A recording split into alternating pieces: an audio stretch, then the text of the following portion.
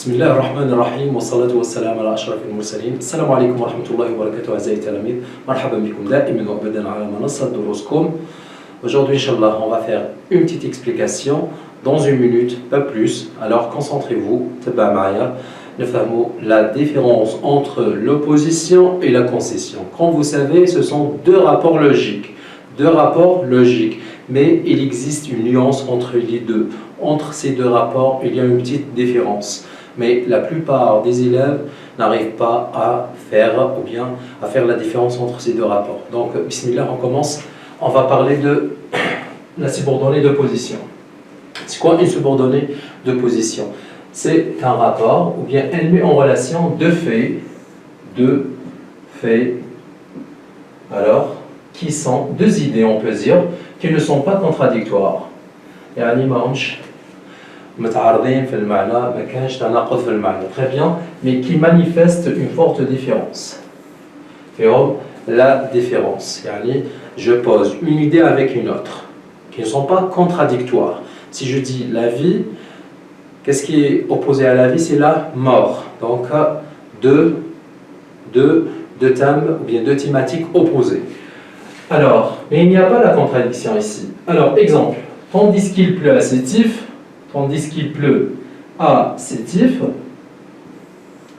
il fait beau à Alger. Il fait beau à Alger. À Sétif, il pleut, il y a la pluie. À Alger, il fait beau, il y a le soleil. Donc, là, il y a ce qu'on appelle une opposition. Une opposition, toujours on parle des conditions météorologiques, donc le beau soleil à Alger, à Sétif, il y a la pluie et le froid. Là, c'est une opposition. Deux idées qui sont différentes, mais réellement, elles ne sont pas contradictoires. Mais donc c'est pour ça qu'on dit qu'il s'agit d'une opposition. Une opposition. Un autre exemple. Il parle peu alors que son ami est bavard.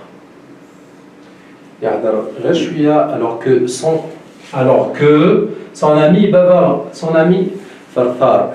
Alors, parler peu et bavarder, deux notions différentes. Ici, il s'agit aussi d'une opposition. Alors que là, subordonnée de concession, c'est tout à fait le contraire.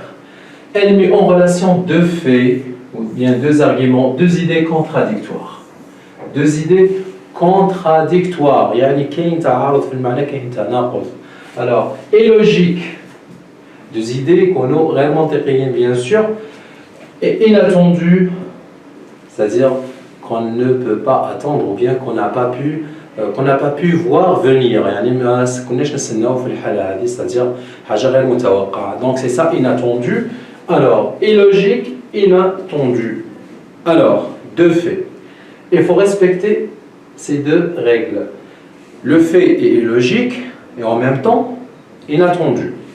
Exemple, quoi que je fasse, quoi que je sois fatigué, je suis fatigué, quoi que je sois fatigué, je sors.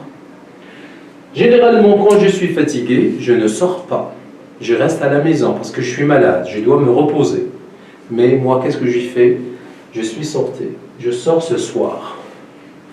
Alors, là, il y a une contradiction ou un résultat inattendu. Alors que moi, je suis sorti. Donc, ici, on dit qu'il s'agit d'une concession. Un autre exemple. Malgré ce temps pluvieux, il marche tout doucement sous la pluie. Malgré la pluie, il y a beaucoup de pluie qui tombe. Alors, il pleut. Le monsieur, il marche tranquillement, il déambule sous la pluie. Alors, c'est une concession. Normalement, quelqu'un qui voit la pluie, un temps pluvieux, il marche rapidement pour regagner sa maison. Alors, le monsieur, il marche très doucement. Allah, c'est une concession. Je répète, deux faits illogiques, inattendus, c'est une concession. Deux faits opposés, c'est une opposition. Donc, deux faits différents, c'est une opposition. Et voilà la différence entre les deux. Et concession et opposition. Je vous retrouve, Inch'Allah, avec une autre petite explication prochainement. Soyez toujours les bienvenus, mes chers élèves. Wassalamu alaikum wa rahmatullahi wa barakatuh.